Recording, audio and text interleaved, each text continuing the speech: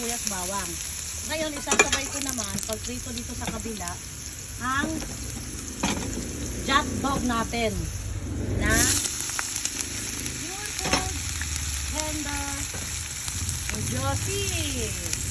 Yan. Si pure food, tender, juicy. I-prito ko natin para ilunod na natin mamaya sa minuto. So, ito na, nangangamoy na ang ating sibuyas. Inahalo ko na ang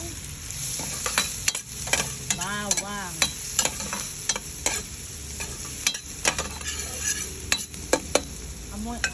Hintayin lang natin nangamoy ang bawang. Yan, amoy na, amoy na. So, maglalagay na ako ng, hala, wala na akong paminta, Esek. Where is the paminta? Oh my girl. Ang gamit ko ngayon na kasirola ay Salad Master. Ayan, si Salad Master. Malaki ito guys, hindi ko alam kung ilang ano to. Ilang inches o quarts bang tawag dito. 18 ba siya? O 24 o 22? Hindi ko alam. Dito ba? Ayan, medyo brown ang ating ano, bawang sibuyas. Malaki na kami ito.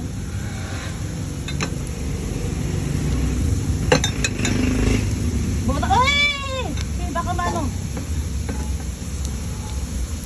Diretso mo dito. Dito sa ano?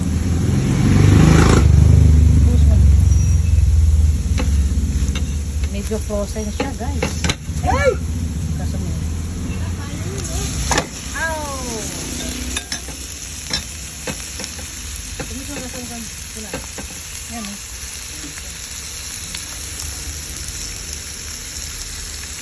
Maglalagay ako ng konting asin.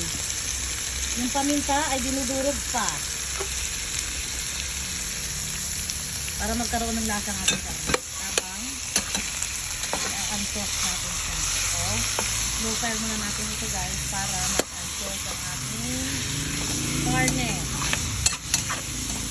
So, ito naman, ito na, ahunin ko na sa problema niya.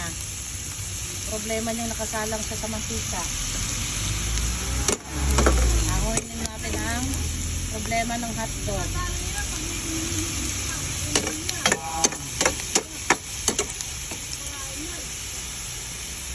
Sabi ko sa nugasan mo, hindi ko sinabi ibigay mo kay Tyra.